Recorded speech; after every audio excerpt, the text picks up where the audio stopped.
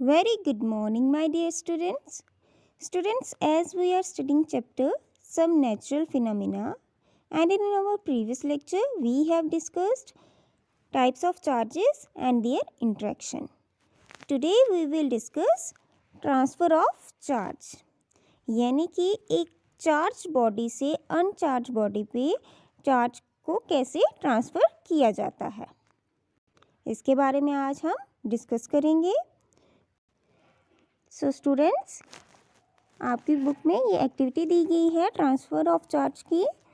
हम इस एक्टिविटी को पहले डिस्कस करेंगे और फिर देखेंगे कि इस एक्टिविटी को डिस्कस करने के बाद क्या रिज़ल्ट आता है और हमें जो है कैसे पता चलता है कि जो चार्ज है वो ट्रांसफ़र हुआ या नहीं हुआ. Take an empty jam bottle. Take a piece of cardboard slightly bigger in size than the mouth of the bottle. इसके लिए हमें क्या करना है, एक एम्प्टी जैम बॉटल लेनी है और एक कार्डबोर्ड का पीस लेना है जो कि स्लाइटली बिगर हो साइज़ में. जो माउथ है बॉटल का, देखो आप यहाँ पे देख सकते हो, ये माउथ है बॉटल का, इससे थोड़ा बड़ा कार्डबोर्ड लेना है, ठीक है, ताकि वो अच्छे से कवर हो जाए. Pierce a hole in it so that a metal paper clip could be inserted. और फिर सेंटर में हमें यहाँ पर एक होल करना है ताकि जो हमने मेटल की क्लिप ली है वो इसके अंदर जा सके. ये देखो. एंड देन हमें 2 एल्युमिनियम फॉयल की स्ट्रिप्स लेनी है. अब जो 2 एल्युमिनियम फॉयल की हमने स्ट्रिप्स ली उन्हें हम हैंग कर देंगे यहाँ पर. ये देखिए, यहाँ पे लाइटली सी दिख रही है आपको. यहाँ पर दोनों एल्युमिनियम फॉइल्स को हम हैंग कर देंगे जो हमने मेटल पेपर क्लिप लगाई हुई थी उसके साथ, ठीक है. और फिर हमने उसके बाद एक चार्ज रिफिल लेना है. रिफिल को कैसे चार्ज करना है ये हमने प्रीवियस लेक्चर में पढ़ा था. उसे किसी के साथ रब करके हम उसे चार्ज कर सकते हैं.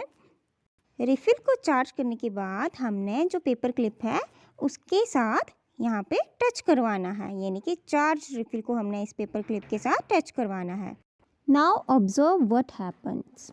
तो बच्चों, जब हमने चार्ज रिफिल को पेपर क्लिप के एंड के साथ टच कराया तो हमने क्या ऑब्जर्व किया कि जो एल्युमिनियम फॉइल टंगी हुई थी ना इस पेपर क्लिप पे, ये रिपेल करी, यानी कि एक दूसरे से दूर जाती गई है, ठीक है. इनका जो नीचे का डिस्टेंस था वो बढ़ता गया, इनके बीच का जो डिस्टेंस था, यानी कि ये एक दूसरे को रिपेल कर रही हैं.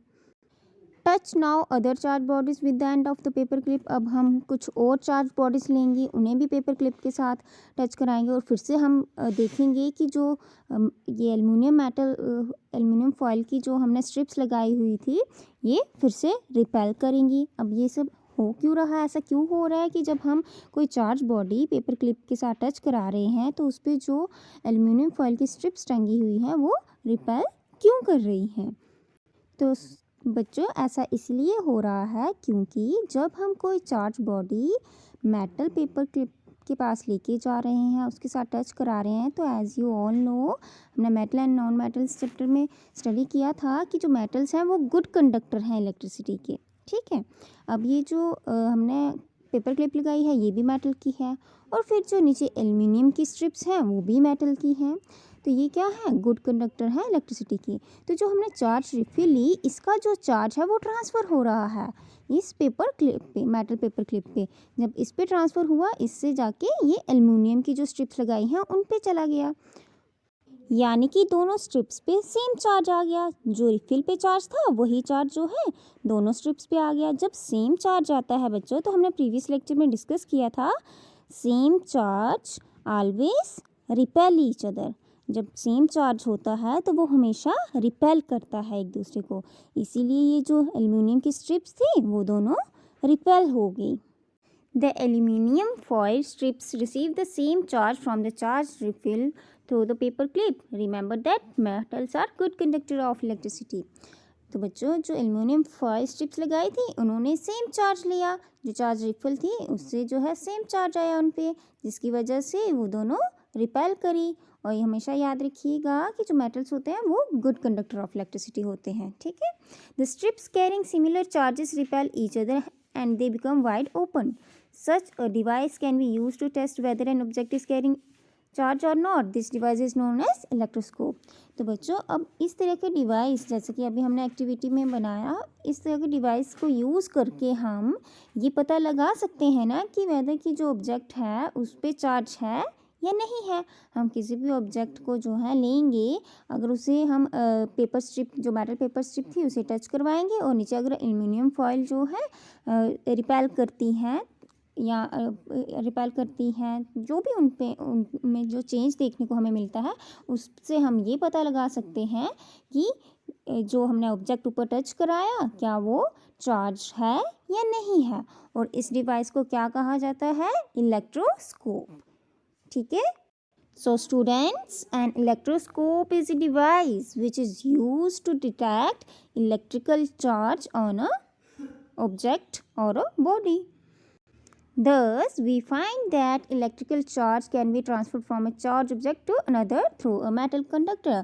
और ये एक्टिविटी परफॉर्म करने से हमें क्या पता चला कि जो इलेक्ट्रिकल चार्ज है हम उसे ट्रांसफ़र कर सकते हैं एक चार्ज ऑब्जेक्ट से दूसरे ऑब्जेक्ट पे थ्रू अ मेटल कंडक्टर। हम मेटल कंडक्टर को यूज़ करके, मेटल कंडक्टर ही था ना जो हमने पेपर स्ट्रिप लगाई थी वो भी मेटल की थी, फिर उस पर जो एल्युमिनियम फॉइल स्ट्रिप्स थी वो भी मेटल की थी।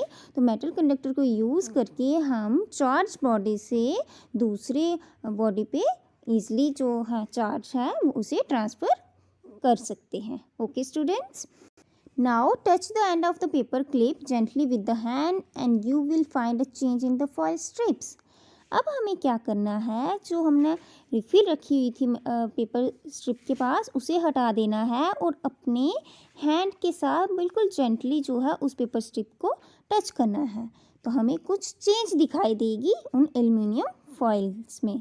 जो हमने एल्युमिनियम स्ट्रिप्स लगाई हुई हैं उनमें कुछ चेंज देखने को मिलेगी। क्या चेंज देखने को मिलेगी हमें? They come back to their original state, repeat charging of foil strips and touching the paper clip. हमें ये देखने को मिलेगा कि जो एल्युमिनियम स्ट्रिप्स होंगी वो दोबारा से अपनी ओरिजिनल स्टेट में आ जाएंगी। रिफ़िल को टच कराने, चार्ज रिफ़िल को टच कराने की वजह से वो क्या करी थी? रिपेल करी थी और वो दूर दूर चली गई थी, लेकिन जब हमने हैंड के साथ टच किया तो वो फिर से अपनी ओरिजिनल स्टेट में आ गई। और ऐसे ही हम 2-3 बार कुछ और चार्ज बॉडीज़ लेके ये एक्सपेरिमेंट करेंगे और फिर से जो है हैंड के साथ जब टच करेंगे तो देखेंगे जो एल्युमिनियम स्ट्रिप्स हैं वो फिर से अपने ओरिजिनल स्टेट में आ जाएंगी। ऐसा क्यों हो रहा है कि हमारे हैंड के साथ टच करने पे वो एल्युमिनियम स्ट्रिप्स अपनी ओरिजिनल स्टेट में क्यों आ रही हैं बच्चों? So students, the reason is that the foil strips lose charge to the earth through our body. We say that the foil strips are discharged. The process of transferring of charge from a charged body to the earth is called earthing. तो बच्चों ऐसा इसलिए हो रहा है क्योंकि जब हम उसे हैंड के साथ टच कर रहे हैं तो जो एल्युमिनियम स्ट्रिप्स हैं वो अपना चार्ज लूज़ कर रही हैं टू द अर्थ। ऐसा क्यों? तो बच्चों एज यू ऑल नो जो हमारी बॉडी है वो भी गुड कंडक्टर है इलेक्ट्रिसिटी का, यानी कि हमारी बॉडी से ईजिली जो है करंट पास कर जाती है। इसलिए बच्चों जब किसी एक इंसान को, एक पर्सन को अगर इलेक्ट्रिक शॉक लगा हुआ है या इलेक्ट्रिक करंट लगी हुई है, यानी कि उसकी बॉडी से इलेक्ट्रिसिटी उस टाइम पे पास हो रही है, अगर उसी वक्त जो है कोई दूसरा इंसान उसे टच कर लेता है तो उसे भी इलेक्ट्रिक शॉक लग जाता है। ऐसा इसलिए क्योंकि जो ह्यूमन बॉडी होती है वो गुड कंडक्टर होती है इलेक्ट्रिसिटी का। तो जब हमने अपने हैंड के साथ उस पेपर स्ट्रिप को, मेटल पेपर स्ट्रिप को टच करा तो उसके ऊपर जो चार्ज था वो हमारी बॉडी से पास करते हुए वो अर्थ में चला गया, यानी कि जो फॉयल स्ट्रिप्स थी वो डिस्चार्ज हो गई, यानी कि उनका जो चार्ज था वो लूज़ हो गया। ठीक है, उन्होंने लॉस कर दिया अपने चार्ज को, हमारी बॉडी के थ्रू वो चार्ज अर्थ में चला गया। और ये जो प्रोसेस हुआ ना, the process of transferring of charge from a charge object to the earth, यानी कि ये जो ट्रांसफ़र ऑफ चार्ज हुआ चार्ज बॉडी से अर्थ को, इसको हम कहते हैं अर्थिंग। याद रखिएगा अर्थिंग क्या होता है? The process of transferring of charge from a charge object to the earth is known as earthing. Okay student, earthing is provided in buildings to protect us from electrical shocks due to any leakage of electrical current. और बच्चों सभी buildings में, सभी घरों में earthing की गई होती है सो दैट हमें इलेक्ट्रिकल शॉक्स ना लगे, क्योंकि जो है जब लीकेज ऑफ इलेक्ट्रिक करंट होता है तो उससे हमें जो है इलेक्ट्रिक शॉक लगने का खतरा रह सकता है।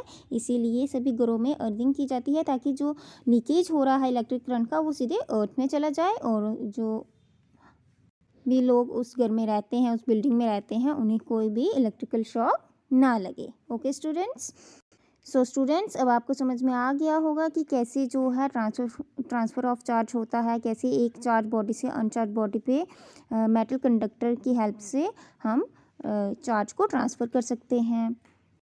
स्टूडेंट्स नेक्स्ट लेक्चर में हम डिस्कस करेंगे द स्टोरी ऑफ लाइटनिंग, कि जो लाइटनिंग होती है उसका क्या कारण है, और लाइटनिंग जो है हमारे लिए कितनी नुकसानदायक है, इससे बचने के लिए हमें क्या क्या स्टेप्स लेने चाहिए, इस सब को हम नेक्स्ट लेक्चर में डिस्कस करेंगे। That's all for today. Thank you students.